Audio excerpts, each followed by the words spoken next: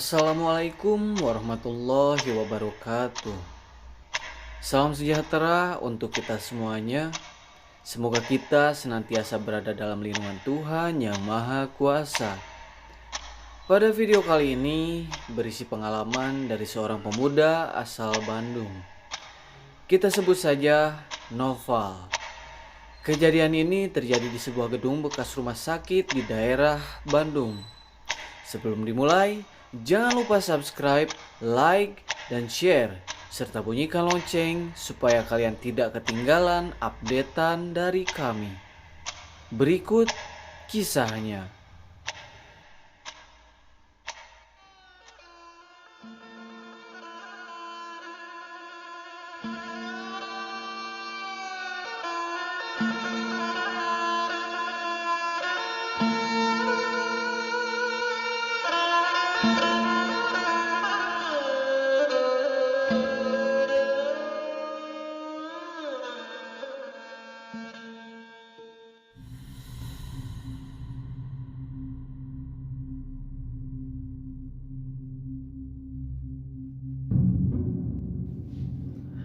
Kisah ini berawal dari kegabutan waktu itu.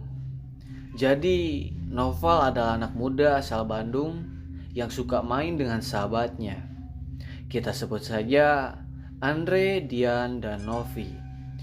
Waktu itu minggu pagi, Andre, Dian, dan Novi sedang berada di rumah Noval. Dan rencananya mereka mau main ke Lembang. Dan saat itu di rumah Noval mereka masih ngobrol dan bercanda di depan teras. Tapi saat sedang asik bercanda, Andre malah menanyakan hal yang tidak biasa kepada Noval. Noval, apa rumah ini ada penunggunya? Dan Noval menjawab dengan sedikit candaannya. Ya jelaslah, penunggunya kan aku. Lalu sambung lagi pertanyaan dari Andre dengan sedikit candaannya juga.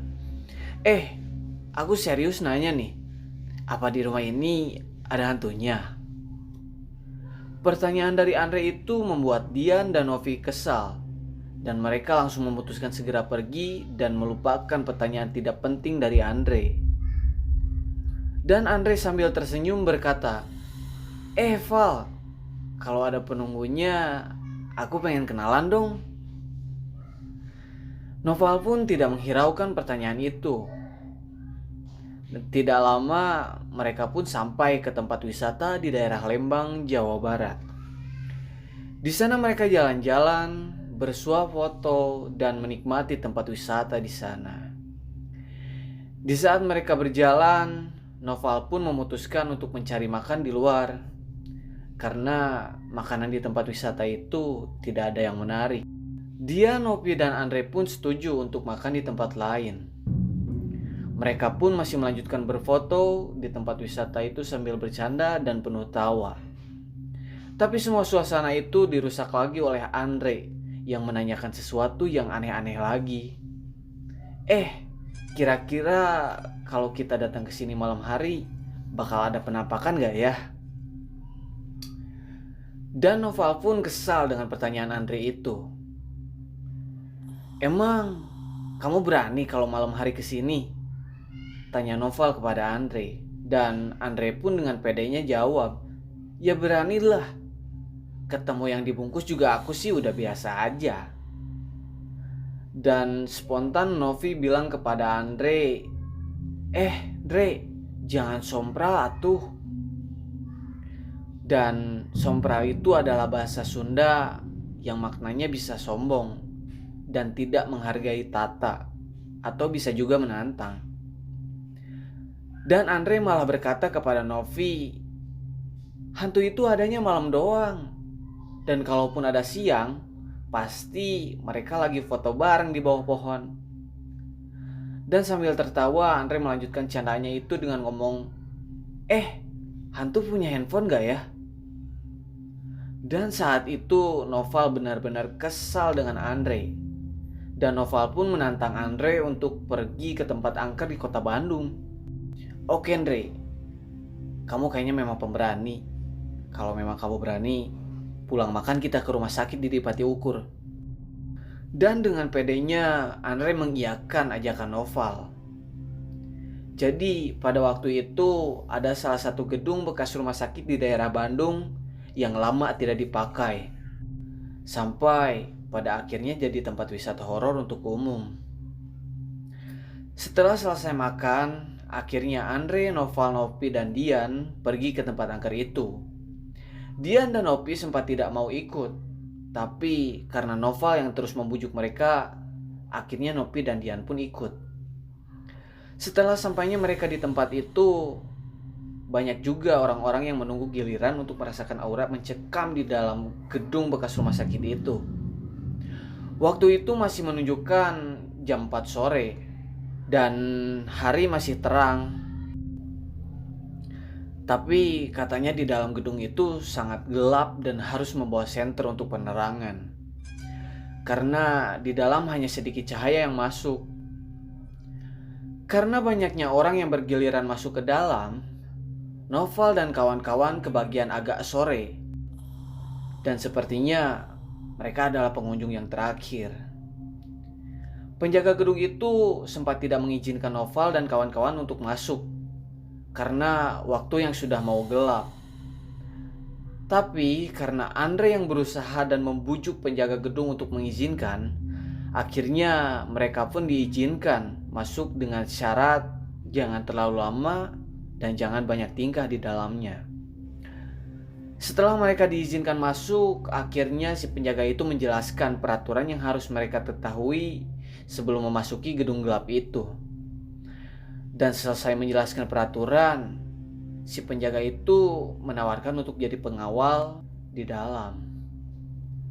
Tapi Andre tidak mau, dan Noval pun mengiyakan keputusan Andre. Mereka pun masuk ke dalam gedung itu, dan benar sekali bahwa di dalam hanya sedikit cahaya yang masuk. Karena gelap, mereka pun mengeluarkan handphone untuk penerangan. Dan gedung itu ada beberapa lantai, tapi tidak semua ruangan di bawah mereka datangi. Andre mengajak langsung ke lantai 2, di mana ada beberapa lorong dan ada ruangan yang cukup kotor dan gelap. Di satu ruangan dekat lift, mereka diam sejenak dan Andre ingin membuktikan sesuatu kalau dia pemberani. Val, kamu sama Novi dan Dian lihat di sini ya. Aku mau jalan ke ruangan di ujung sana dan masuk ke situ. Aku berani kok sendiri. Dan Noval pun setuju dan pengen lihat seberapa beraninya anak sompral ini. Akhirnya Andre perlahan berjalan ke sebuah ruangan yang ada di ujung dan menyusuri sebuah lorong. Saat itu waktu sudah menunjukkan jam 5:30 sore, tapi mereka tidak menyadarinya. Saat Andre akan mulai masuk ke ruangan, Noval seperti melihat ada bayangan yang mengikuti Andre dari belakang.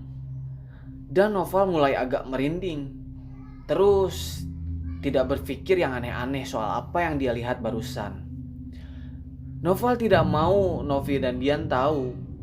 Akhirnya dia diam membiarkan Andre masuk ke dalam ruangan karena Noval mau tahu seberapa besar mental dia. Dian memegang tangan Noval dengan kencang dan menoleh ke Novi sambil bertanya, Novi, jam berapa sih sekarang? Novi pun melihat handphone dan shock melihat jam. Sampai Novi mengajak Noval untuk segera ajak Andre dan keluar dari gedung itu. Tak lama kemudian Andre mulai masuk ke dalam ruangan itu. Dan Dian berbisik kepada Noval, Val, kamu lihat gak? Lihat gak sih? Noval pun mencoba tenang. Lihat apa sih Yan? Udah gak usah mikir yang aneh-aneh dulu. Tak lama kemudian Andre pun keluar dari ruangan itu dan berjalan ke arah Noval, Dian, dan Novi sambil berkata, tuh kan gak ada apa-apa, gak usah takut lah. Sebenarnya kalau tadi kalian diam di luar juga, terus aku masuk sendiri, aku berani kok. Dan Novi pun dengan kesal bilang, sumpah sompral banget kamu Andre, hati-hati loh. Dan gak lama kemudian Noval mengajak semuanya untuk segera keluar dari gedung itu. Sesampainya di luar, Andre terus-terusan ngomong kepada Noval bahwa dia berhasil dan memang pemberani. Lalu Noval pun dengan keadaan yang masih cemas dan agak merinding tidak menghiraukan kata-kata Andre. Dan segera membawa motornya untuk pergi dan pulang ke rumah. Setelah selesai mereka pun memutuskan untuk pisah arah dan pulang ke rumahnya masing-masing. Novi dan Andre pulang barengan karena rumah mereka berdekatan. Sedangkan Dian pulang bareng Noval karena rumah mereka satu arah. Di perjalanan pulang, lagi-lagi Dian menanyakan sesuatu sama Noval. Val, serius tadi kamu gak lihat?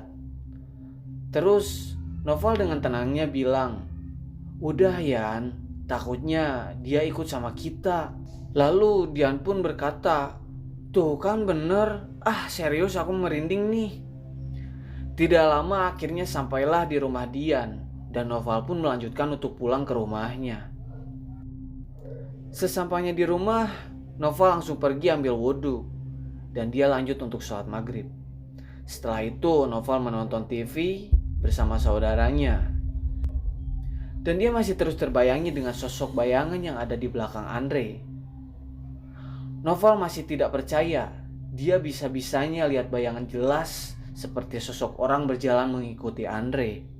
Dan waktu pun sudah larut, Noval pun memutuskan untuk segera tidur dan melupakan hal aneh tadi. Senin pagi, Novi berulang-ulang menelpon Noval, dan Noval pun terbangun dengan suara telepon dari Novi. Dan saat Noval angkat teleponnya, Novi dengan suara yang agak cemas menyuruh Noval untuk datang ke rumah Andre. Dan karena cemas, Noval pun segera pergi dan sampailah dia di rumah Andre. Dan di sana juga sudah ada Dian dan Novi. Mereka berdiam di kamar, dan di sana juga ada ibu dan omnya Andre. Di kamar itu Andre terbaring pucat dan menggigil. Kata ibunya, Andre dari semalam gak tidur. Dia menangis terus. Pas mau dibawa periksa ke klinik, dia malah seperti marah sama ibunya. Gak lama kemudian, ada bapak-bapak datang dan ternyata itu adalah teman dari omnya Andre.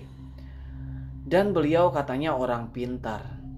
Kita sebut saja Mang Daus. Mang Daus mulai memegang keningnya Andre dan seperti membaca doa. Sampai Andre teriak-teriak dan ternyata ada sosok di dalam raga Andre. Noval, Dian, dan Novi diam dan agak ketakutan melihat mata Andre yang kosong dan melirik terus ke Mang Daus.